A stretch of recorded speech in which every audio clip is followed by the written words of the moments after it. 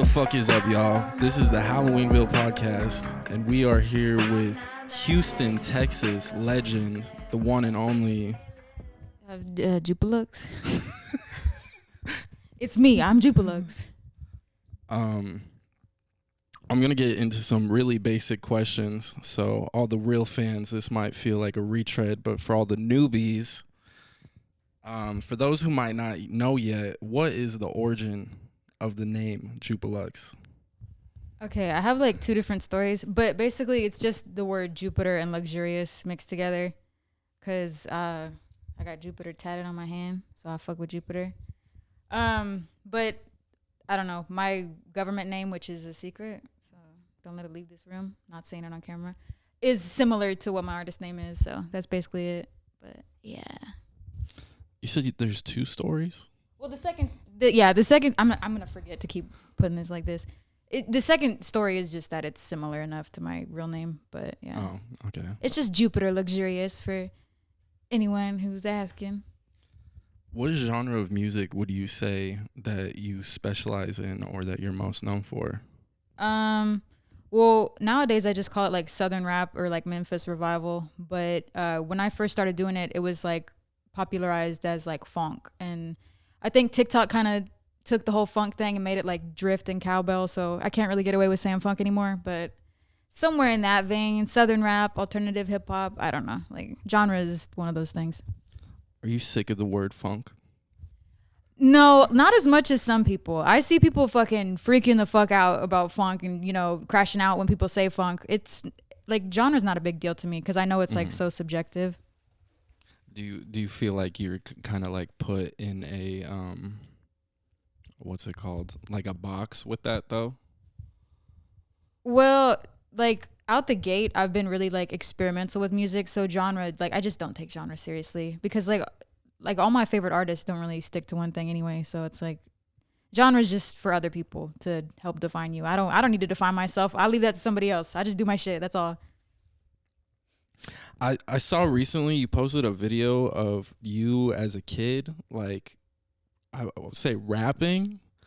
Is rap always something you've wanted to do? Like, do you have family members that like have made music? Like, do you have a history of musicianship in your lineage? I don't even know how to phrase that. I mean, yeah, kind of. My great grandmother was like a pretty like popular opera singer, so it's like it started back then. That's swag. Yeah, but like my dad and my uncle, they used to freestyle and shit like when I was like not even born yet, so they were into that. And all my family, everyone like who was young in my family, and then like my mom and all of her siblings, they were really into rap. And you know, being from Houston, rap is a big part of the culture, so I grew up on like Screw and like a lot of like, honestly, my mom is a huge 3 6 Mafia and Bone Thugs fan, so I think that's where a lot of my like inspo comes from, is growing up on that. But as a kid, I was really into like Eminem and stuff. But yeah, rap has always been a thing. I didn't start listening to like pop until I was like 12 or something. Rap is like where I started. And it's funny as fuck to see like a little baby in a diaper, like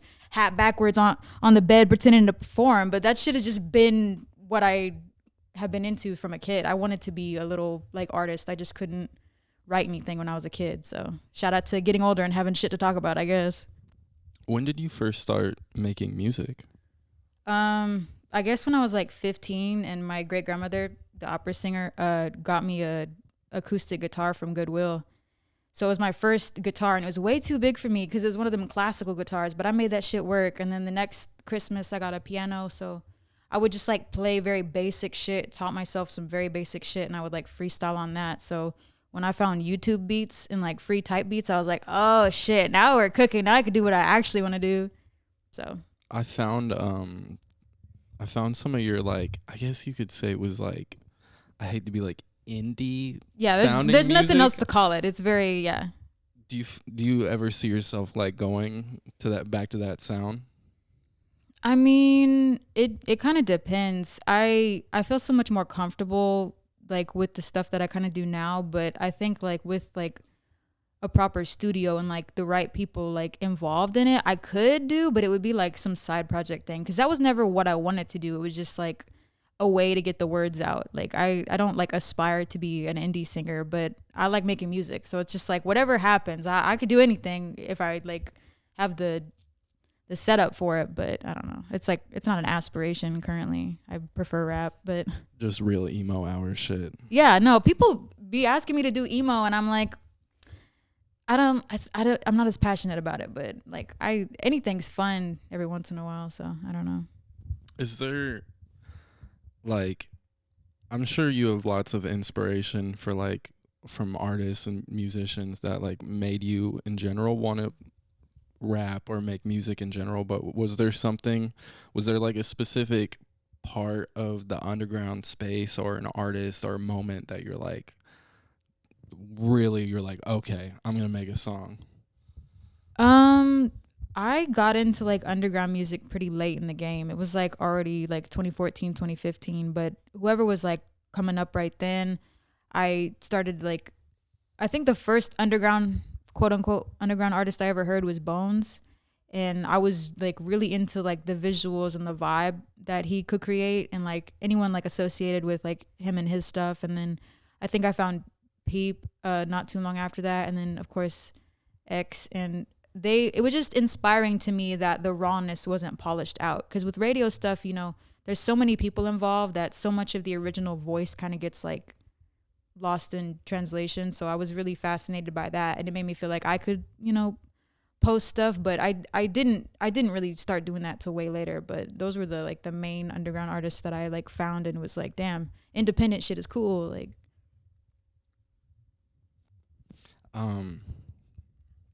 what year? Because you say Bones, Peep, and X, but like 2015, 2017, like it was like I found when I found Bones, it was like a year or two before I ever found Peep, and I found Peep right before the No Jumper stuff. So I don't remember what years that was. So I think that was like about 2016. I found all of those guys around the same time. I definitely found Bones. It was I want to say either 2015 or somewhere in that, because it was a while before I heard Peep. Were you on that Tumblr wave?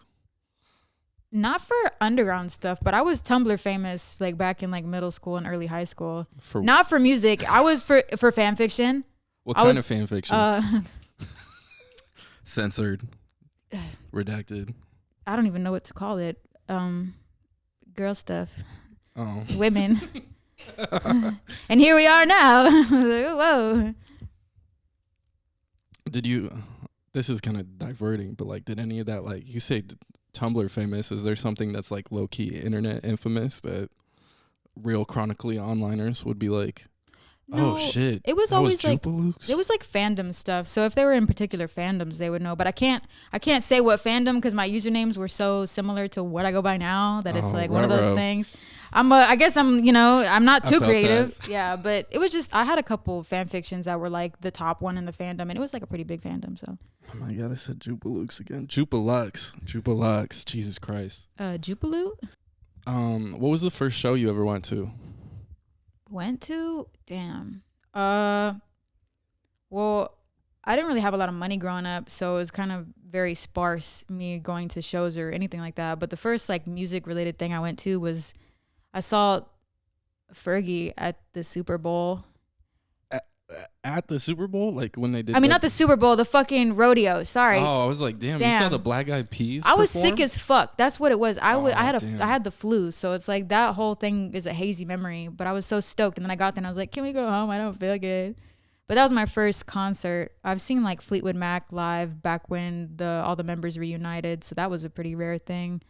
I've been to all the like underground independent shows that I've been to have been like the past 3 or 4 years. I wasn't really going to shows before that. I have really bad social anxiety and I'm shy as fuck, so you would not really catch me outside. So I mean, Fergie and Fleetwood Mac, that's a fucking, I'm jealous. Yeah, shout out to my mom. Real shout out to all the hip and cool moms that actually put you the fuck on. Fergalicious is still in heavy rotation. Yeah. Do you remember the first album you ever bought? I haven't bought a lot of music, but when I got my first car, I went out and bought like every single Stevie Nicks and Fleetwood Mac CD I could find because I'm a huge Stevie Nicks fan. So really just that. But the first like CD and stuff I ever had was like Black Eyed Peas, Shakira, like that kind of stuff. And then when I was like young as fuck, I got the Katy Perry fucking debut album. I was like, pop music. Bangers. Yeah. Do you ever see yourself kind of like, or well, have you ever thought about like getting into that bag? Like pop? Pop, yeah. I would, like, if I got signed and they were like, all right, make a pop album, I'd do it for fun just to say I did it. But I currently, like, with the way things are, I don't have the means to do that. It's like pop is so heavily production based that I don't know how to mix myself like no pop stuff. So when I was doing research, I found that you use this program called Mixcraft. Do you still use that? yes, from the jump. I don't know how to use anything else. I tried to get on FL Studio. That shit was like a foreign language to me. I'm still off Mixcraft, and it's definitely got its limitations, but it works. It's good enough. I've been using it for 6 years, 7 years. I'm locked in. For most of the tracks that you drop, do you record in Mixcraft and then you send it off to somebody, or is that just straight off Mixcraft? That's straight off Mixcraft. I mix myself, so I learned how to do what I need to do on Mixcraft, and that's just like where it ends. I don't really like when people mix me. Some people just don't really know how to mix women in the first place. They're so used to mixing their homeboys and stuff, so it just comes out kind of wonky. And then other people, it's just like it starts to not sound like me. They like put too much reverb. I'm like, this is not me. I'm curious. What do you mean by like they make it sound too spooky, scary? Like It's just I don't know. Everyone's got a different ear for stuff, and so like they'll like lower some of the frequencies and raise the others, and I'm like, this doesn't sound like me anymore. I'm not like, they make me sound like, I don't know. I don't even know how to describe it. It's just when I don't recognize myself or my own voice, I'm like, this is not what I want. This is not me. Who is this? That's interesting. I've never heard about that before. I mean, that makes sense, but like, I'm like picturing you like sounding like fucking Witch House 40K or something like that. I am Jupiluxe. Thankfully, never that. Nobody's ever made me sound, too different from myself. You are one of the most consistent artists that I've come across. Like you drop really consistently, and you have like a work ethic that I'm like, damn, like you are on that shit, like in a sense that I'm like, okay, let me rephrase this one more time. You have an insane work ethic that I admire hardcore. And when I was doing research, you brought up a couple things that you're like, yeah, if it's a Friday, you can probably expect me to drop a song.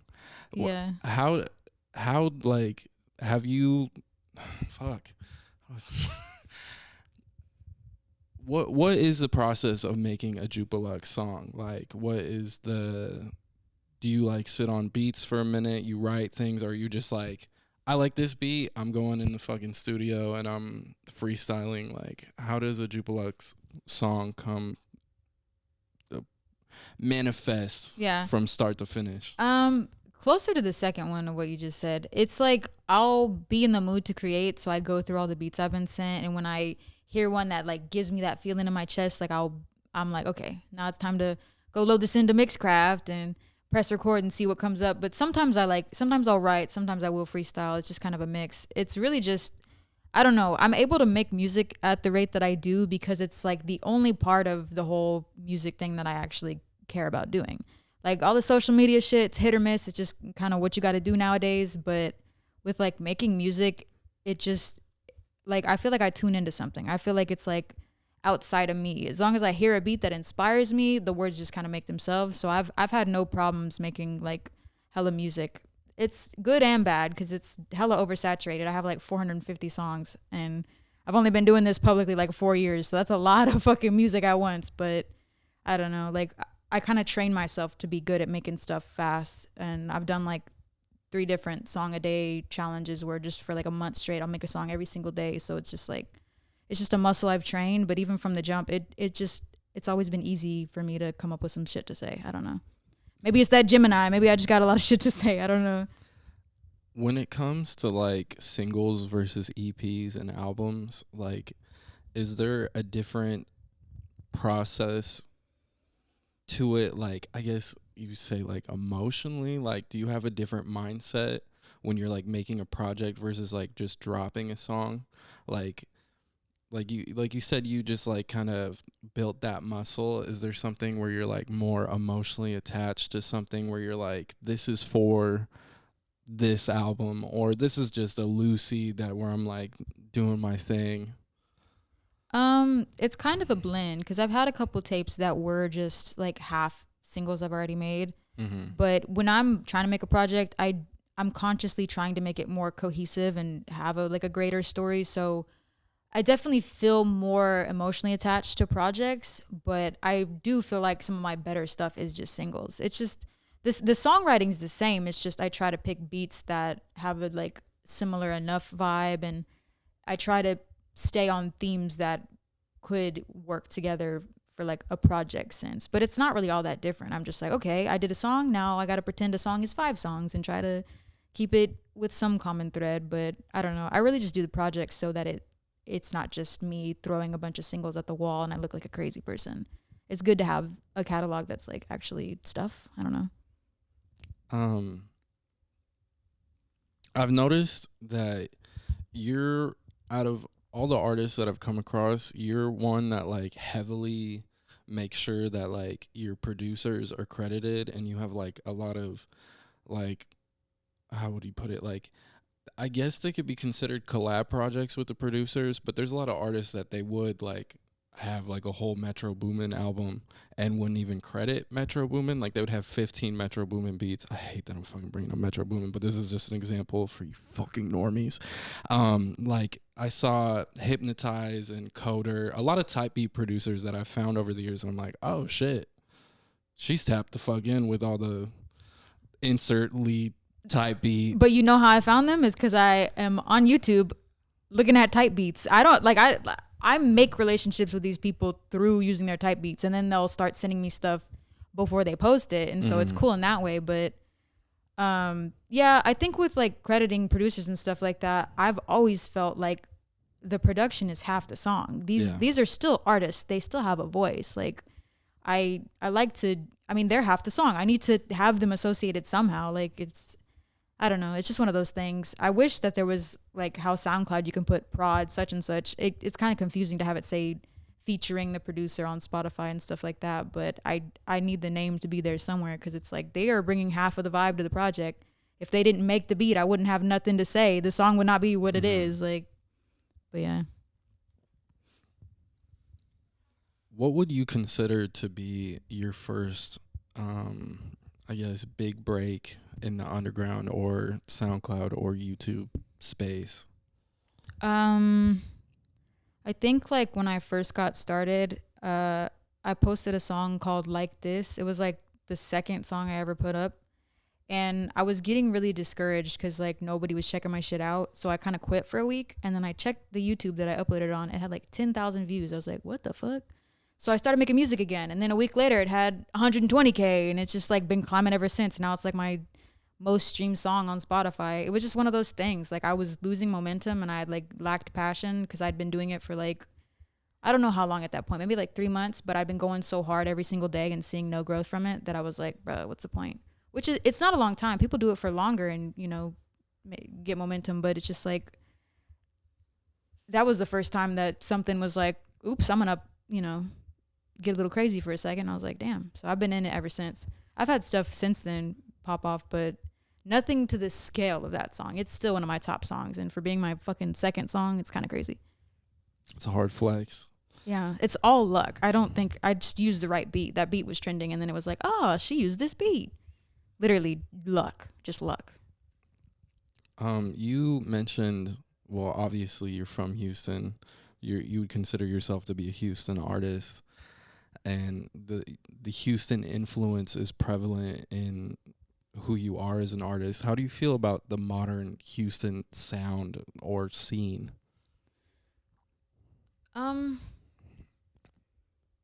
I don't really have like a strong opinion on like what's like the most like popping in Houston right now. I think Houston's very much a melting pot, so you can find like all kinds of different things going on, but that's like true with any city. You get cities who are popular for certain sounds. I'm not as tapped in as I should be with like what's hot in Houston because I am like so internet based. But I don't know. It's just one of those things. I feel like there's a million things going on everywhere all the time. I don't really know how to measure what's like the Houston sound right now. I'm not as tapped in as I should be. What was your first performance show experience like? My first like solo performance was at a venue called Super Happy Funland, and it was like in peak summer and there was no AC. I was in that bitch sweating, and it wasn't like a huge show or anything, but it was cool because it was very like DIY and it was very like raw. And I still had people who like turned up for me. I signed my first autograph at my very first show. So oh shit, little flex, but it was just, you know, it was a very like building experience. It was a good place to start. I wouldn't have been ready to see a whole lot of faces in the crowd, but I've done, you know, some shows with very different vibes since then. But for a first show, it was like a very good like starting point, I think. How long have you been like? Okay, how do I phrase this? Did you start performing live like recently? Because I saw that your I guess you could say like rise was around COVID time, so obviously you probably would have been in demand for performing a show and you probably couldn't like. I wouldn't have been emotionally ready. I'm like so socially anxious and shy. It's crazy. I literally like I was making music for at least 2 years before I ever considered doing a show. And like I think my first solo show was like 2023, like summer. So like, yeah. Recently? Damn. Yeah. I've only done like 7 shows. I haven't done a lot of shows. So do you feel like having an online presence and like a pretty big following online that like, did it kind of stress you out? Like having that, like your first step into performing is like kind of on a different level. Like, did you feel like a sense of pressure that came with that? I mean, not really, because while I may have some stuff going on online, like city to city, it's such a different thing because the beauty of the internet is it connects people from like all over. Mm-hmm. But like the world is a big place. So just because I have numbers doesn't mean that every single person is like, oh, let's go to this show. Let's go to that show. Mm-hmm. I've been blessed that my shows have, you know, had people at them, but it's just like with a lot of like independent artists, it's a toss up. You never know what the turnout's going to be. No matter how popular you are, it's like nowadays it's really hard to guarantee like pack shows. Even like signed artists sometimes can't pack shows out. So it's like, I knew that going into it. So thankfully I could keep that in mind, but it's just, you never know. You never know. Cause also COVID changed people. They don't want to go out as much anymore. Like people are used to, you know, being inside. So it's just like one of those things now. The only reason why I brought that up is because, I mean, granted, this is the first time we're meeting, but like I could just tell from like the research I've done and like just the way you carry yourself online with music that you're like, you just love music and the craftsmanship and the art, and like you have a character that's more down to earth, where back in fucking bitch ass Portland, Oregon, I've had a fair share of clouded up individuals come, super dead shows, you know, like you said, you never know, there's people all over. Who's to say you could fucking be from Houston, Texas and 1 million monthly listeners? It's all in Japan for all you fucking know. Motherfuckers have heads on them and then they'll like act like they're Drizzy, Drake, fucking J. Cole, Kendrick Lamar.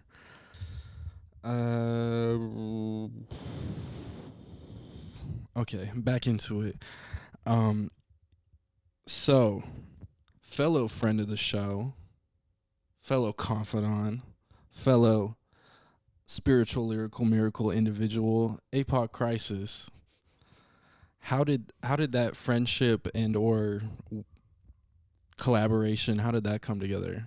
Early on, I was looking for other like female artists to work with, because I was very, like, you can tell from the jump with independent stuff, there's not a whole lot of women doing it. So I was like, you know what, I want to find some women to work with. You know, as a woman, I want to, you know, get that going. And I found System As, and so I hit her up to work. And since they're, you know, closely, like, they work and stuff like that, I think somewhere in that. But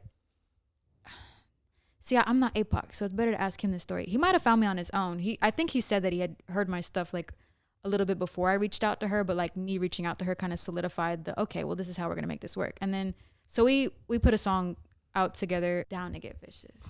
Shout out APOC, my favorite lady rapper. No, well, you know, he managed System Ass at the time. I saw that at some point he managed you?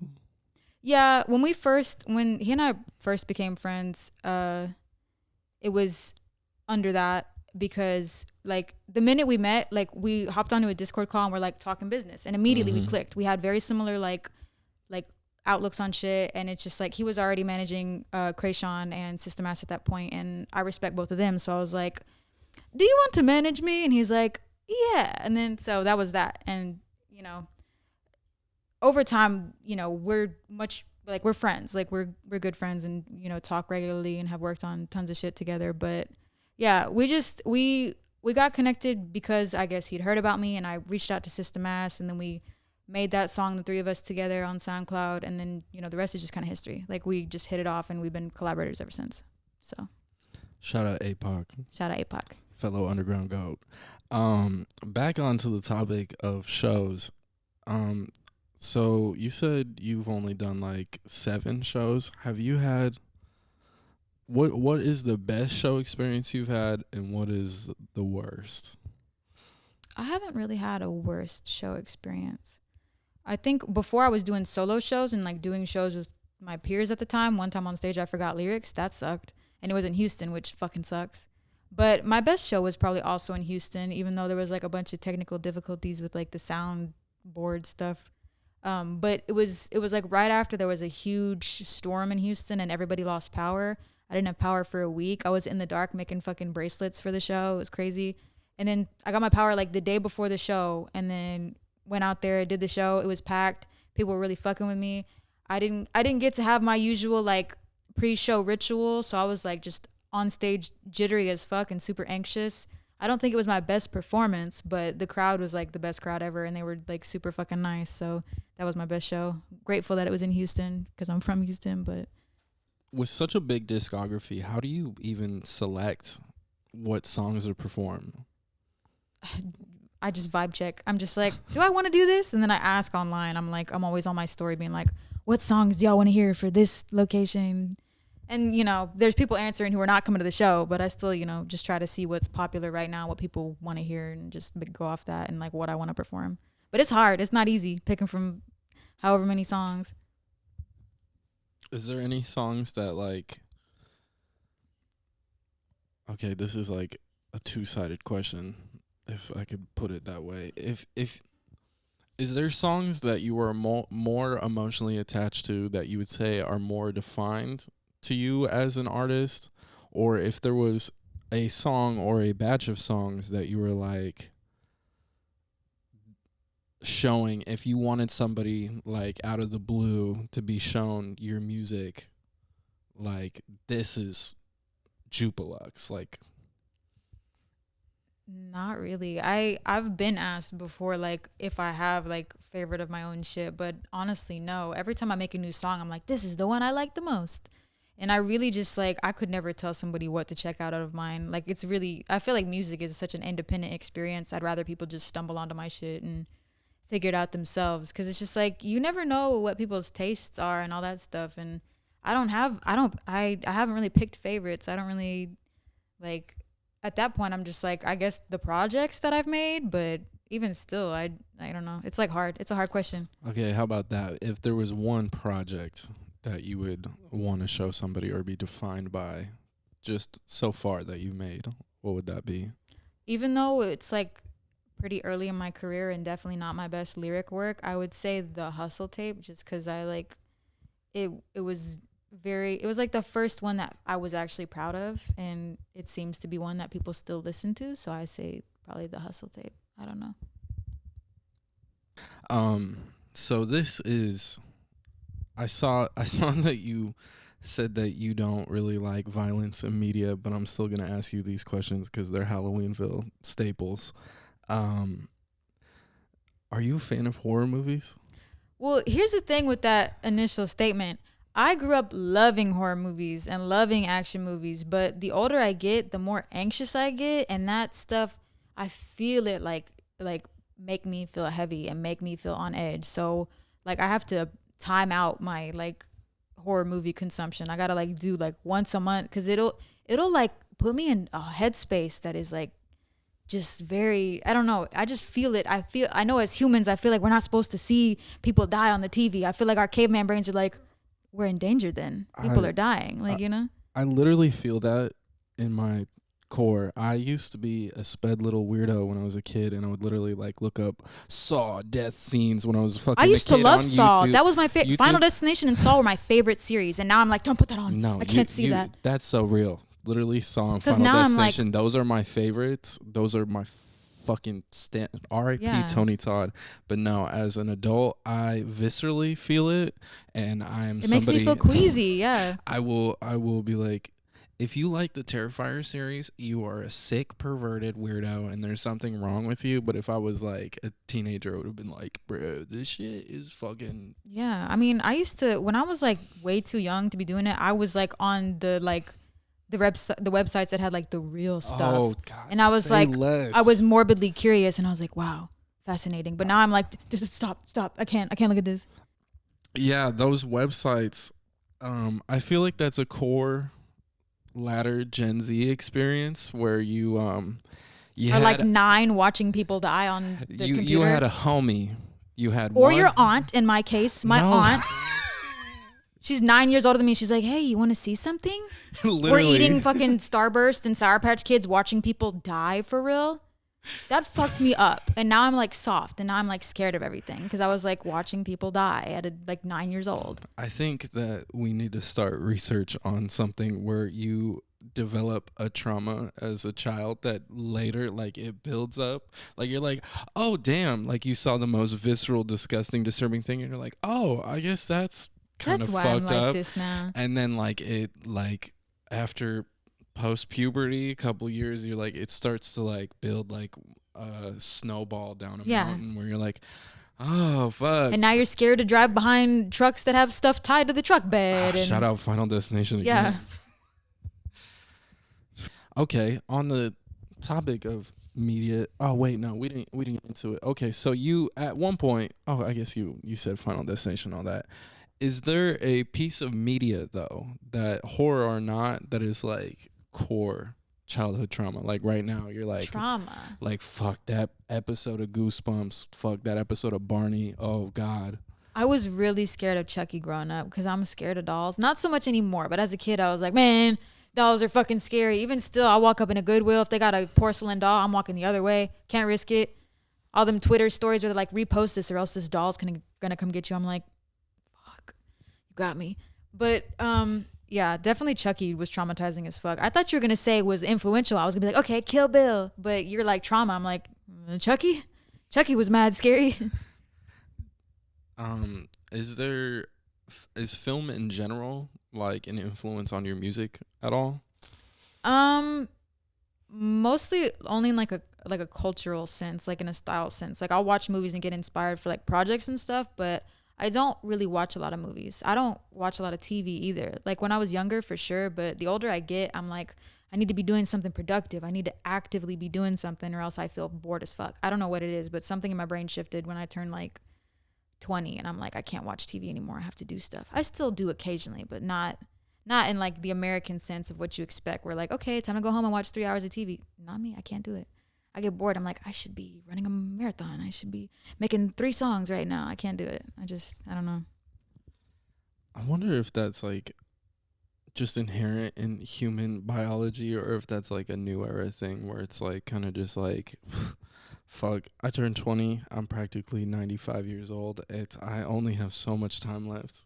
I felt that every I feel like the phones give us ADHD and shit. So we're like, I need to be busy. Like nowadays, my friends who used to just watch TV are watching TV. They're on their iPad. They're also on their phone. Like we're all fucking used to being overstimulated. So we get fucking bored. We got to do like a billion things at once. I used to love my Xbox as a kid. And if I were to touch an Xbox now, I literally feel like I can feel years. Like even if like I could touch it for like a millisecond and be like, That was 5 years of my life Yeah. I'll never get back. I'd be thinking about that too. I used to game all day, and I'm like, damn, that was like a lot of my time. I'd wake up and just game for 15 hours. Like, I'm not getting that time back. I could have been building a skill. Like, fuck.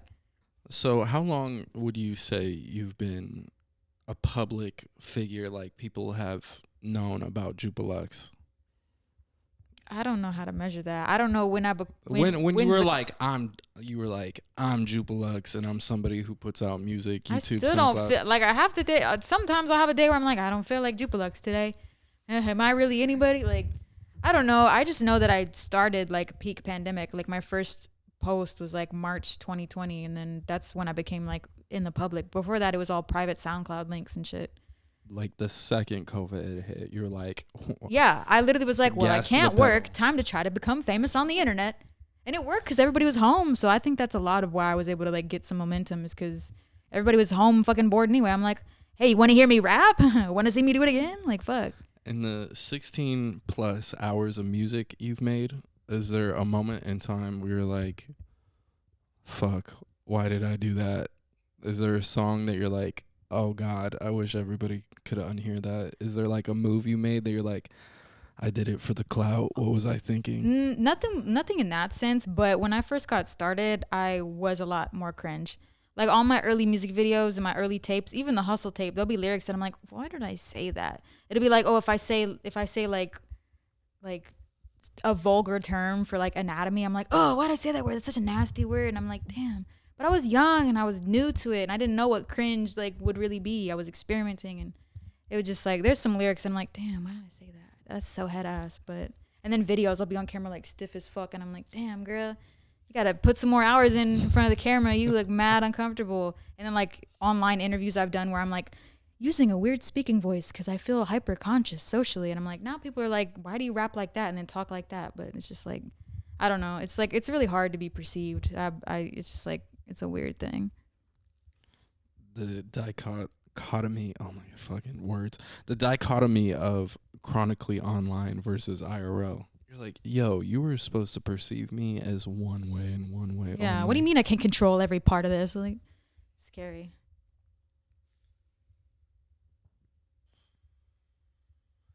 Okay, as somebody who I feel like I love the fact that you have respect for something that I would say you're kind of put in a box in for when it comes to the funk stuff. I think you're much more than that when it comes to genre bending. Obviously that's something where it's like kind of like a backbone. I don't like that, like when I did a lot of my research, I saw that like kind of people put you in that box when usually when I think of artists like that, I'm like, I'm not playing that shit.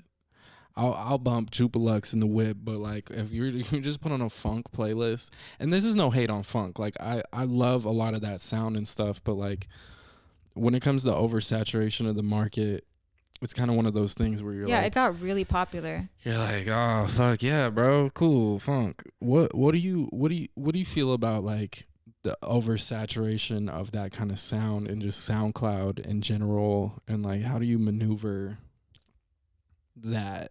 Like, Well, I think with that, it's like I've only ever known an oversaturated internet, and you know, when I got started, there wasn't quite as many people trying to do the sound that, you know, is considered what it is now.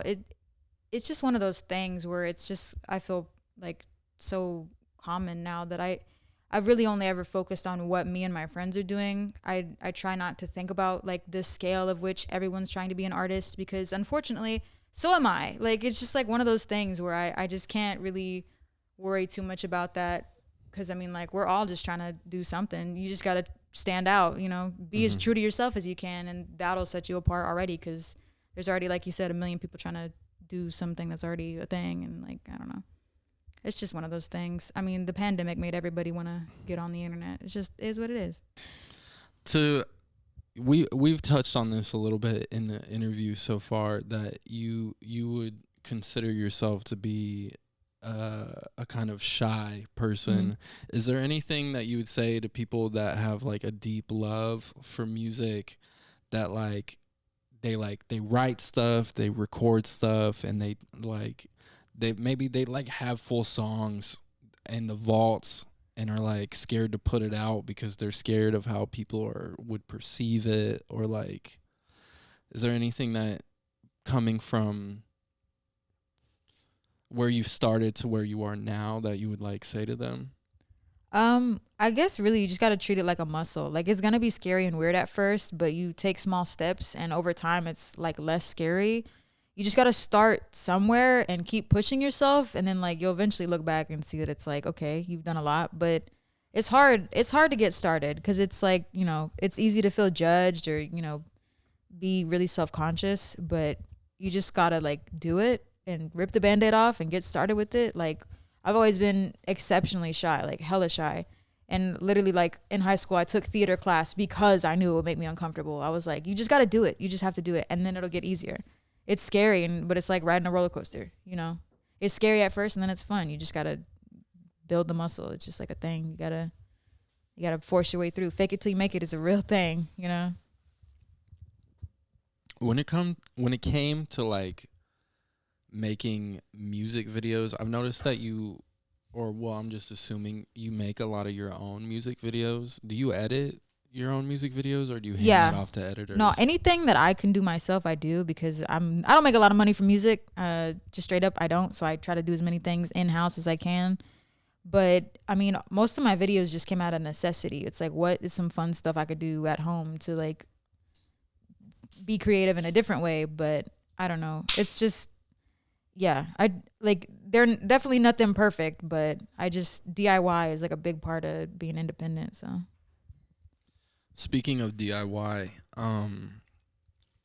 is it one of those things when it comes to Houston specifically, like, do you want to be more tapped into what's going on locally, or okay, when it comes to Houston specifically, is it one of those things that you're not too familiar what's going on locally, or like you want to be more tapped in? Like, now that you've done a handful of shows, like, are you more hungry to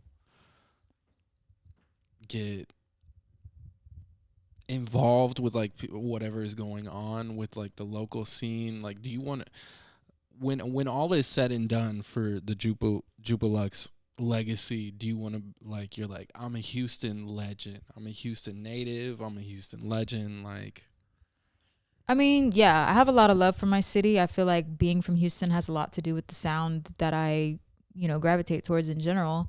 But honestly, like, I don't like, I'm going to take music as far as I can with it. But, you know, if that just ends up being, you know, being well known in Houston, that would satisfy me to a degree. It's just like, I don't know. I have a lot of love for my city. I'm definitely not as tapped in as I would like to be, but that's just like one of those things with like, you got to know people to get invited to the right stuff. I've definitely been to events and things like that. And I know a lot of the, you know, people in the city that are, you know, doing creative things, but it's just, it's hard, especially like when you're so used to doing everything by yourself.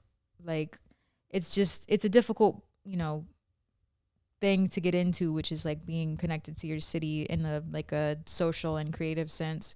But you know, Houston is important to me. I would love to be specifically like on in my city more than like anywhere else if I had to choose. But, you know, I'm after it all. I want to do all of it. So it's like, you know.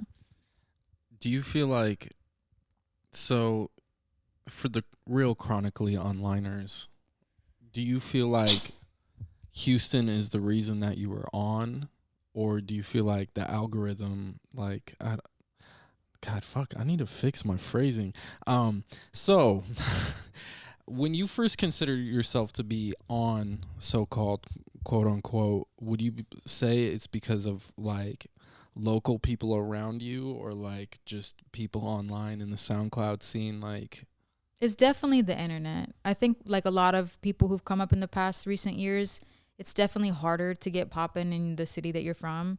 And the internet makes it so much easier to like find your audience. But I don't even think Houston's in my like top 5 cities on Spotify. It has been at times, but like, you know, with new releases, they reach new audiences and stuff like that. I definitely have Texas in my top 10, at least 3 different cities. So that's good. But like, it's just, you know, it's definitely not just from Houston. I think Houston gave me some of the like specific flavor that I bring to it, but it's probably not why yet. I'd like it to be, but it's, you know. We talked about this earlier, but I'm curious. We've brought up a couple times how you've learned to do the muscle when it comes to your music, like you've built that muscle. What inspired you to do the song a day challenge? Really, it's just I get dopamine every time I post, and I am constantly chasing that feeling. So it's an excuse to get to post something new every day and get new feedback and get new comments and, you know, a new form of attention. I really just did it because I could, and I wanted to see, like, and I wanted to experiment. Like, you're allowed a lot more grace if you're posting a song every day than you are if it's like your weekly release or your monthly release. Like, you got to be more intentional the further out it gets. So it was just like an opportunity to like experiment and have it be low stakes. Like, if someone hate comments and they're like, what the fuck is this? It's like, well, it, you know, it's just a little song I made today. Like, you know, it's just, it was like a best of both worlds thing. I could get the feedback and also experiment. So is there anything that you've made out of the song a day challenge that you were like, oh fuck, I made a definitive Jupiluxe song? Actually, there's like a lot of songs that are from some of the song a day challenges that make it onto like albums and tapes that I do. Like, I've straight up built tapes around some of the singles from the song a day stuff. So it's like, if I really like it, I'll turn around and use it. But there's so many songs on YouTube that people are like begging me to upload. I'm like, no, that was just a little thing. It was just like a song a day thing. I'm not gonna. But it just depends. I mean, some of them get legs and they, you know, go further than just the YouTube channel, but it just depends. So there are songs that are just YouTube exclusive? Yeah, well, with every platform. I have stuff on SoundCloud that's nowhere else. Unfortunately, I've become really messy with it. That's the problem with making so much music is there's stuff that's just not where it needs to be. What has it been like logging the 16 plus hours of lyrics? Well, I've only done half, and for some reason it still hasn't updated, and it's been like a week and a half, so I'm going to be really pissed if I have to do that all over again. I straight up, it took me like, I think 9 hours to do like 100 songs or something, or less than that. I don't even know how many it was, but I was locked in, like it was a 9 to 5, sitting there like transcribing my lyrics, because half the time I don't write them down. I'm like freestyling, so I'm sitting there like, what did I just say? Wait, I gotta go in the file and mute the beat because I don't know what the fuck I said. Like, it was painful. It was a lot of work. When it comes to the future, is there any ideal tours, shows, collaborations, or anything that you're like, we're on the cusp of 2025? Like, what do you picture your 2025 looking like when it comes to those three topics? I try not to have expectations because, you know, that's just room for hella disappointment. But I don't know. I feel good about the upcoming year because I feel like I've learned a lot of things that I can apply now, and hopefully I'll see some you know, growth in all of those areas. I would like to put on bigger shows and do some more outside of Texas, because as it stands, I've really only done Texas shows, but I would love to, you know, book some shows outside of Texas, put on some bigger shows in Texas, and, you know, things like that, and just grow my audience in any way. I don't know. I'm gonna do the same thing I've always done. I just got to see where the stuff takes me, and, like, you know, let the opportunities present themselves. I don't really have expectations though. What would your dream collab be, deceased or alive? If Mac Miller were still around, I would want a billion fucking collabs with Mac Miller. He's my favorite artist. But as far as like alive, there's a lot of Houston legends that I would love to work with. Some of them don't make music anymore, but I think a Paul Wall collab would be very cool, just because like everyone in my family used to love the shit out of Paul Wall. It's just like a lot of different Houston legends, really, because I don't really care about like clout reasons. I'm like, you know, Lil Wayne, that would be hella cool, but it's like, you know, it's just like, if you get the Paul Wall collab, are you getting grills? I already have a grill. Oh shit. Yeah, I'm from Houston. I have a grill. I didn't put it in because it looks a little bit silly on camera sometimes, depending on the lighting, but I really would have loved an interview that sounded like, well, I'm... No, see, the thing with grills is as long as you don't get the front 2 teeth, you'll sound fine. That's why I did not get my front 2 teeth, because I don't want to come over here be sounding like this. What do you mean? I feel like the interview Yeah, so I been... love Houston. So I'm curious about fellow friend of the show and future podcast interview. How did you meet the Vegas legend Vicious Vampira? Damn, I wish we could get her in here. I don't fucking remember. Hey, Vicious. How do we meet? Come cameo on the VHS one. Come sit next to me. How did we meet? You got, because I don't remember. I got brain damage or something. Wait, is she not in center? Okay. Okay. Keep in mind, I'm gonna ask you these similar questions. So this has got to be Maybe for the I'll come back in the other one. It was Jupiluxe. kind of Talking to the mic. Closer. funny story. So I knew who Jupe was for a minute, and I don't know if we were like, we followed each other, or I don't think we followed each other. I don't know. It was a weird situation. Yeah, I thought she didn't like me. Just to put that story short, because I really don't want to talk about it. But yeah, so long story short, I thought she didn't like me, and it was a big misunderstanding. And then we started talking. We were mutuals. And then I started making music, and we met for the first time in real life last year for our birthdays, on our birthday weekends. For a birthday weekend, in Vegas. And yeah, ever since we've been super close, super besties, super besties. That's twin. Yeah, so that's how we met. It was, typical online shenanigans shit. But yeah, it's a little funny story, But yeah, it's like she's like close friend to me now, like super close. I don't know if I'm in frame. But yeah, am my cameo over or what? I have more questions to ask you for your specific interview. So yeah, get the fuck out of here. Okay, I'm gone. Okay, Thank you. Shout out Crown Royal and Jupe. Yeah. I had to get her to do it because my memory's so hazy I couldn't remember. But yeah, that sounds like the story. We became mutuals, and then whatever. And now we're besties. I do have a few more specific questions when it comes to Vampira, though.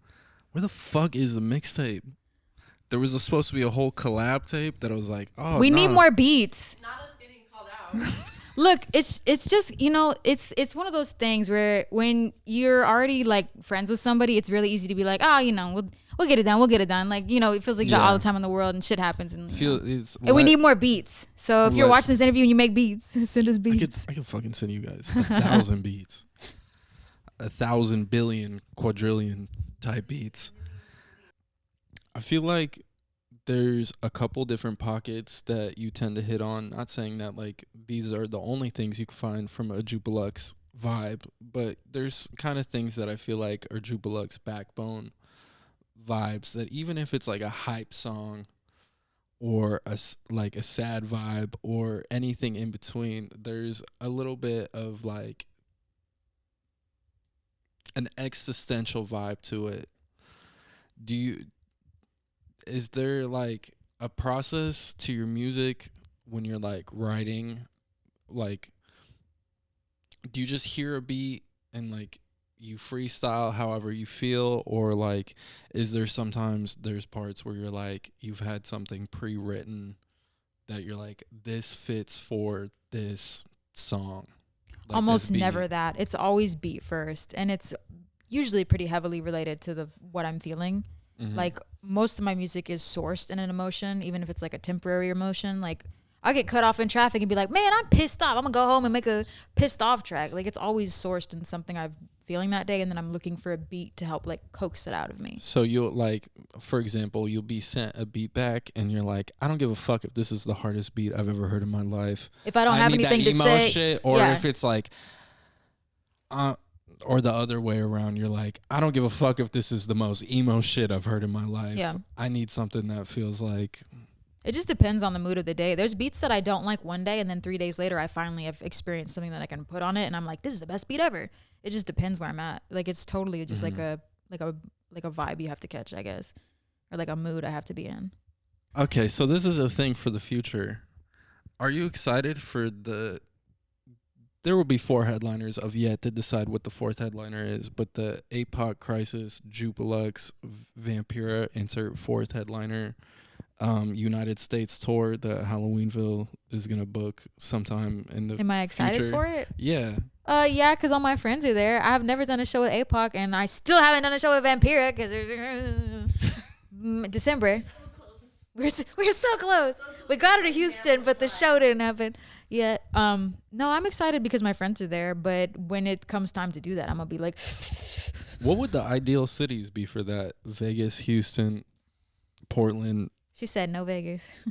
Georgia? No. She said, I don't want to. I feel that way but about. low key, you know. I feel that way about Portland, but you guys have. We gotta all do our city. Yeah, Vegas, Houston, Portland. Yeah. So just everybody. It's one of those nights that everybody just hangs. We go to each city, and then we're just like, nobody talk to anybody except I'm trying for to think who's in the what group. cities. I'm trying to think what states get requested the most. I don't care how cool they are. I don't care how swag they are. Anywhere in Texas. Yeah, people be saying Tennessee, but that's not guaranteed packed. They say Tennessee a lot. You would think it's packed out. I don't know.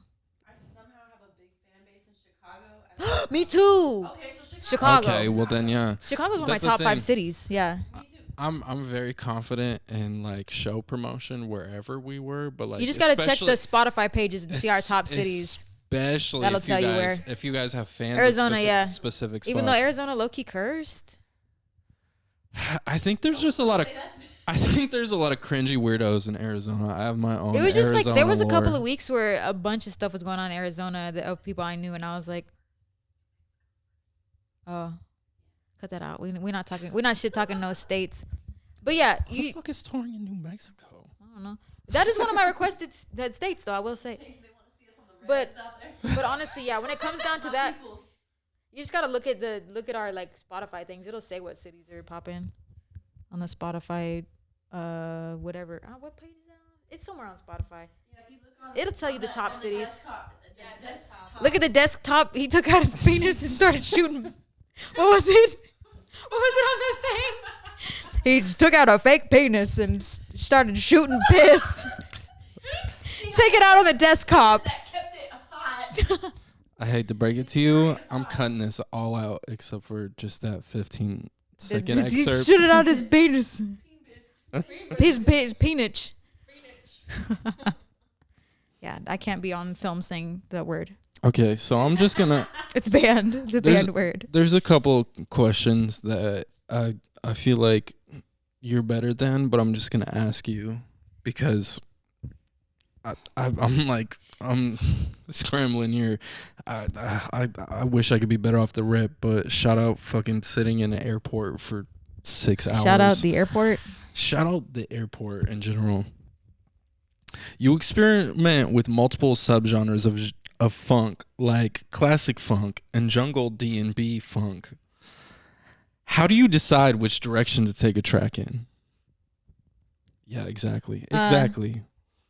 Well, I open the beat and I'm like, yeah, this is what I'm going to do. It's really not a super thought out thing. I hear a beat I like, I'm like, I'm going to do it. I don't really think about genre at all. I'm just like, let's have some fun.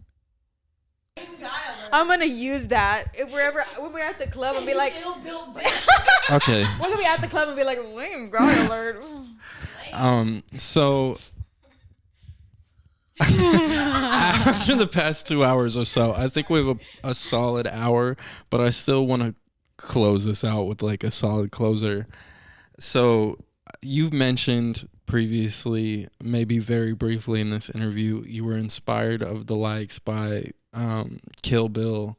Do you see yourself being in any other visual mediums other than music? Like, do you see yourself being in any motion pictures? Hell yeah. If somebody wanted me to, like, I fuck with all that stuff. Anything creative or expression, I'm down for.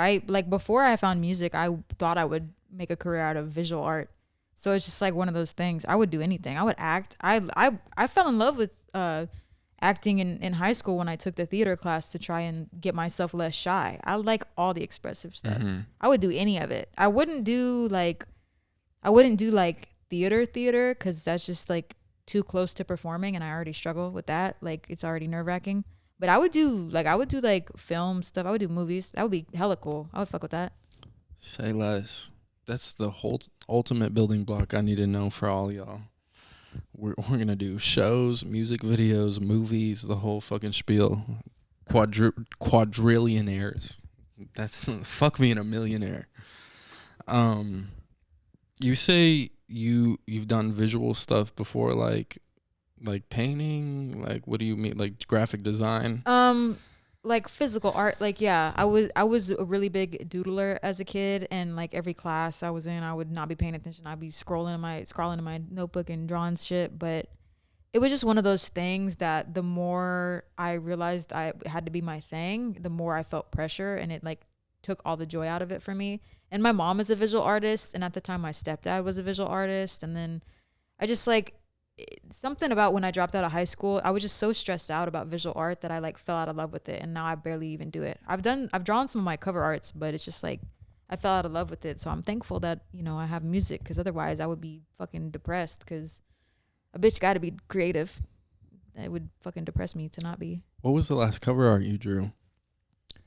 I've drawn some cover arts for MYG and for some of the stuff that APOC has dropped with some people, but it's like one-off stuff. Like, I'll do a little doodle and it'll be part of the cover art. I did the cover for one of my tapes called Intravision. There's probably others. I'm kind of blanking, but I've drawn some stuff. It's like every once in a while I'll just draw something. For the true Jupiluxe fans and the true Chronically Onliners, do you have a special goodbye message to give to them? Or just a message in general, not a goodbye message. I don't know why I fucking said that. I don't know. I guess, you know, just people that really like stay into tune. Like, if you drop a reel, a TikTok, a song, or whatever. I don't know. Shout out to them, but I'm gonna give some very general life advice. Chase joy and be patient with yourself, because being a human is fucking hard. That's my 2 cents. That's for anyone. That I don't care if you listen to me or not. That's all I got to say.